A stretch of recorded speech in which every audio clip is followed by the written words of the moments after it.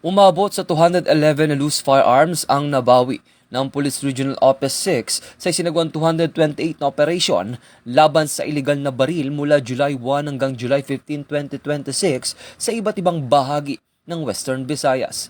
Sa nasabing operasyon, 17 individual ang naaresto. Sa kabuuang mga baril na nabawi, 16 ang nakumpiska.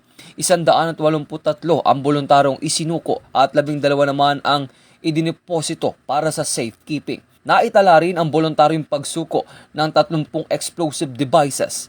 Nanguna ang Iloilo Police Provincial Office sa kampanya matapos magsagawa ng 100 operasyon na nagresulta sa 9 na pag-aaresto at pinakamaraming nakuwang mga baril at explosive devices. Hinikayat ng PRO6 ang publiko na patuloy na makiisa sa kampanya laban sa loose firearms sa pamamagitan ng agarang pag-uulat ng mga iligal na baril sa pinakamalapit na himpilan ng pulisya o sa Unified 911.